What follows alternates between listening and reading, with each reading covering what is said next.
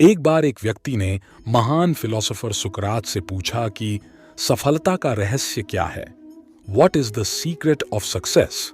सुकरात ने उस इंसान को कहा कि वह कल सुबह नदी के पास मिले, वहीं पर उसे अपने प्रश्न का जवाब मिलेगा। जब दूसरे दिन सुबह वह व्यक्ति नदी के पास मिला तो सुकरात ने उसको नदी में उतरकर नदी गहराई की गहराई मापने के लिए कहा। वह व्यक्ति नदी में उतरकर आगे की तरफ जाने लगा। जैसे ही पानी उस व्यक्ति के नाक तक पहुंचा, पीछे से सुकरात ने आकर अचानक से उसका मुंह पानी में डुबो दिया। वह व्यक्ति बाहर निकलने के लिए झटपटाने लगा, कोशिश करने लगा, लेकिन सुकरात थोड़े ज्यादा स्ट्रांग थे। सुकरात ने उसे काफी देर तक पानी में डुबोए रखा। कुछ समय बाद सुकरात ने उसे छोड़ ढा दिया और उस व्यक्ति ने जल्दी से अपना मुंह पानी से बाहर निकालकर जल्दी जल्दी सांस ली। सुकरात ने उस व्यक्ति से पूछा, जब तुम पानी में थे तो तुम क्या चाहते थे? व्यक्ति ने कहा, जल्दी से बाहर निकलकर सांस लेना चाहता था। सुकरात ने कहा, यही तुम्हारे प्रश्न का उत्तर है। जब तुम सफलता को उतनी ही तीव्र इच्छा से चाहोगे जितनी तीव्र इच्छा से तुम सांस लेना चाहते हैं, तो तुम्हें सफलता निश्चित रूप से मिल जाएगी। प्राचीन समय में विद्यार्थी गुरुकुल में रहकर ही पढ़ा करते थे। बच्चे को शिक्षा ग्रहण करने के लिए गुरुकुल में भेजा जाता था। बच्चे गुरुकुल में गुरु के सानिध्य में आश्रम की देखभाल किया करते थे और अध्ययन भी किया करते थे। वरदराज को भी सभी की तरह गुरुकुल भेज दिया गया। वहां आश्रम में अपने साथियों के साथ घुलने मिलने लगा, लेकिन वह पढ़ने में बहुत ही कमजोर था।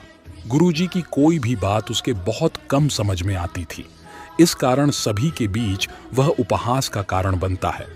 उसके सारे साथी अगली कक्षा में चले गए, लेकिन वो आगे नहीं बढ़ पाया। गुरुजी जी ने भी आखिर हार मानकर उसे बोला, बेटा वरदराज, मैंने सारे प्रयास करके देख लिए हैं। अब यही उचित होगा कि तुम यहाँ अपना समय बर्बाद मत करो।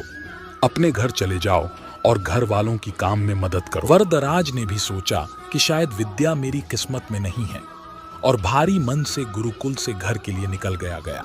दोपहर का समय था। रास्ते में उसे प्यास लगने लगी। इधर उधर देखने पर उसने पाया कि थोड़ी दूर पर ही कुछ महिलाएं कुएं से पानी भर रही थीं। वह कुएं के पास गया। वहां पत्थरों पर रस्सी के आने जाने से निशान बने हुए थे। तो उसने महिलाओं से पूछा, यह निशान आपने कैसे बनाए? तो एक महिला ने जवाब दिया, बेटे, यह निशान हमने नहीं बनाए। ये तो पानी खींचते समय इस कोमल रस्सी के बार बार आने जाने से ठोस पत्थर पर भी ऐसे निशान बन गए हैं। वरदराज ढेर सारे उत्साह के साथ वापस गुरुकुल आया और अथक कड़ी मेहनत की। गुरुजी ने भी खुश होकर भरपूर सहयोग किया।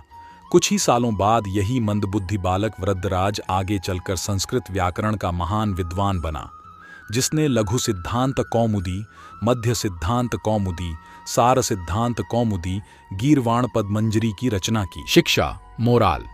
दोस्तों, अभ्यास की शक्ति का तो कहना ही क्या है।